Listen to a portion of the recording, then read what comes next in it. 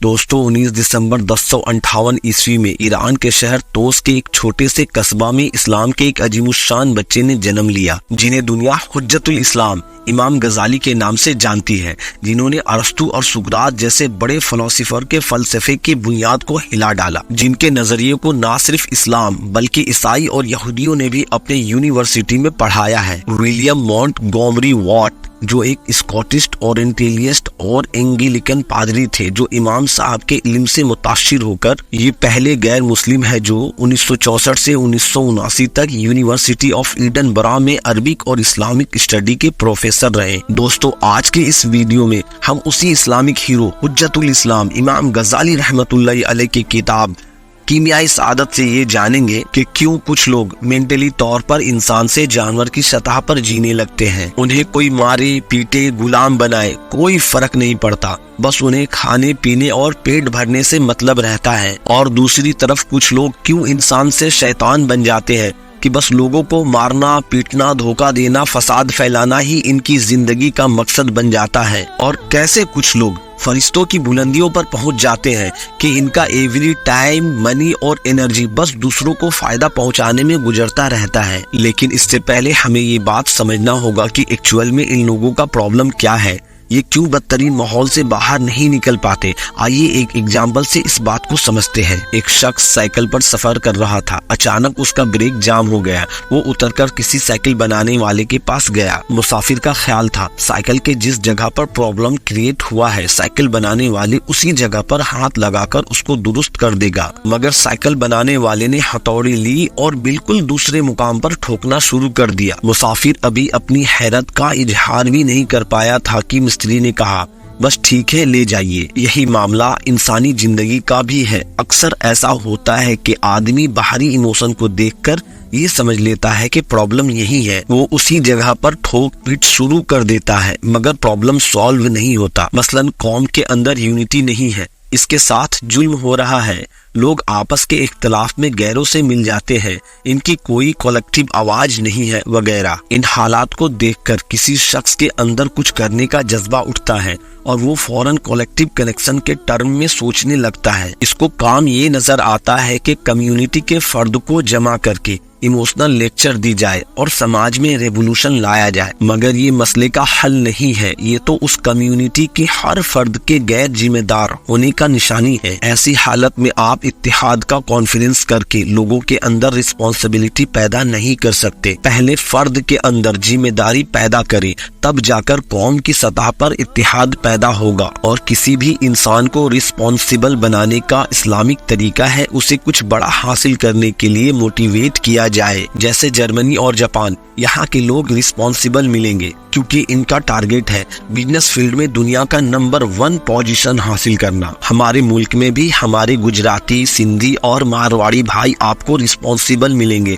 क्योंकि इनका भी वही बिजनेस माइंडसेट है। दोस्तों किसी भी फील्ड में मेहनत करना बीज की तरह पोशीदा और बाद में प्रॉफिटेबल होता है, लेकिन बिजनेस फसल की तरह दिखाई देता है। इसलिए बिजनेस माइंडसेट वाले लोग ज्यादा मोटिवेट होते हैं क्योंकि हर दिन उन्हें नए लोग से नया एक्सपीरियंस मिलता रहता है।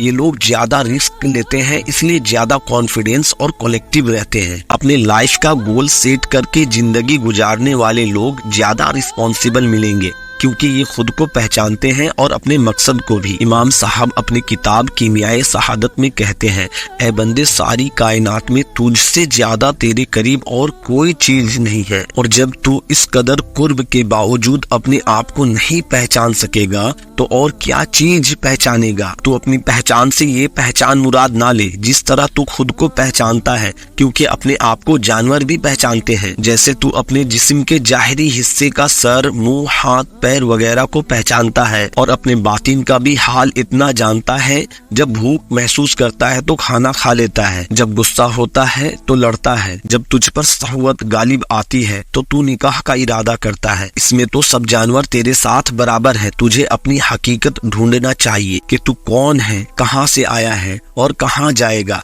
यहाँ क्यों आया है और अल्लाह ताला ने तुझे किस काम के लिए पैदा किया है। تیری کامیابی کس چیز میں ہے اور تیری ناکامی کس چیز میں ہے، اور جو صفت اور عادتیں تجھ میں ہے اس میں سے کچھ شیاطین، جانور اور فرشتوں کی ہے۔ ان میں سے کون کون صفت تیری اصل حقیقت ہے اور کون کون سی صفت تجھ میں عارضی طور پر ہے۔ جب تک تو یہ جان نہیں سکے گا، اپنی مقصد اور کامیابی حاصل نہیں کر پائے گا۔ پھر ان میں سے ہر ایک کی غذا الگ الگ ہے اور ان کا مقصد الگ الگ ہے۔ مثلا کھانا پینا، موٹا ہونا، چار پایوں کی مقصد اور غذا ہے۔ تو اگر چار پایا ہے تو دن رات یہی کوشش کر کہ تیرے پیٹ اور شرمگاہ کو آرام ملے، اور فساد پھیلانا، مکر کرنا، دھوکہ بازی یہ شیطان کی مقصد ہے۔ اگر تو بھی انہی میں سے ہے تو انہی کاموں میں مصروف رہ، اور اللہ کی رضا حاصل کرنا، اس کے ہر حکم پر عمل کرنا یہ فرشتوں کی غذا اور مقصد ہے۔ اگر تو فرشتوں کی اصل رکھتا ہے تو اللہ کی رضا حاصل کرنے میں لگ جا، اپنے آپ کو شہوت اور غصہ کے ہاتھ سے نجات دلا، اور اس معاملے میں یہاں تک کوشش کر کے تجھے پتا چل جائے کہ اللہ نے ان چرندوں پرندوں کی صفت تجھ میں کیوں پیدا کی ہے۔ آیا اس لیے کہ وہ تجھے اپنا غلام بنا کر رکھے، یا تو اسے اپنا سواری بنا کر رکھ کہ جس سفر پہ تو چل رہا ہے اس میں تجھے ان کی سواری کی درکار ہے۔ امام صاحب کہتے ہیں، اے دوست، اللہ نے تجھے دو چیزوں سے پیدا کیا ہے، ایک ظاہری ڈھانچہ جسے بدن کہتے ہیں، جسے ظاہری آنکھ سے دیکھا جا سکتا ہے، دوسرا باطنی، مطلب اس کو نفس، جان اور روح کہتے ہیں، جس کو آنکھ سے دیکھا نہیں جا سکتا، اور اس روح کی حقیقت اس عالم سے نہیں ہے۔ ہاں، اس دنیا میں وہ مسافر کی طرح آیا ہے۔ گوشت کا وہ لوتھڑا جو ہمارے سینے میں بائیں طرف دھڑکتا ہے، دل، وہ اس روح کی سواری ہے، اور جسم کا ہر حصہ اس کا لشکر ہے۔ اے دوست، ایک مثال سے اپنے دل کو سمجھ، اور وہ یہ ہے کہ بدن گویا ایک سلطنت ہے، اور ہاتھ پاؤں وہ لوگ ہیں جو اس سلطنت میں کام کرتے ہیں۔ غصہ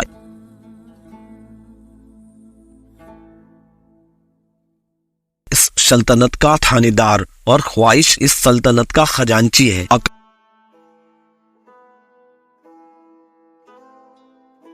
اس سلطنت کا وزیر ہے، اور دل اس سلطنت کا بادشاہ ہے۔ بادشاہ کو اس سلطنت کی نظام چلانے کے لیے ان سب کی ضرورت ہے، لیکن خواہش جو خزانچی ہے یہ لالچی اور خود غرض ہے۔ غصہ جو گویا تھانے دار ہے یہ سخت ہے اور تیز ہے، مارنا، زخمی کرنا اسے اچھا معلوم ہوتا ہے۔ جس طرح سلطنت کا بادشاہ سب باتوں میں اپنے وزیر سے مشورہ کرتا ہے، اور تھانے دار خزانچی سب پر دباؤ بنائے رکھتا ہے تاکہ یہ اپنے حد سے آگے نہ بڑھے اور سلطنت کا نظام درست راہ پر چلتا رہے۔ دل بھی اگر عقل کے مشورے سے غصہ اور شہوت پہ دباؤ بنائے رکھے گا تو دل کا سلطنت صحیح راہ پر چلتا رہے گا، اور اگر خواہش اور غصہ کو بے لگام چھوڑ دیا جائے تو دل ایمان اور اخلاق سے ویران ہو جائے گا، اور انسان بے مقصد ہو کر خدا کی اس مقصد بھری کائنات میں جلیل و خوار ہوتا رہے گا۔ سمری دوستو، اللہ نے ہمارے اندر جانور، شیطان اور فرشتوں کی صفت رکھ کر ہمیں امتحان میں ڈالا ہے۔ اگر ہم صرف کھانے پینے اور سونے کے لیے کوشش کرتے رہیں تو ہم مینٹلی طور پر جانور بن جائیں گے، اور پھر یہ دنیا ہمارے ساتھ جانوروں جیسا سلوک کرے گی، کیونکہ اللہ نے جانوروں کو انسان کی خدمت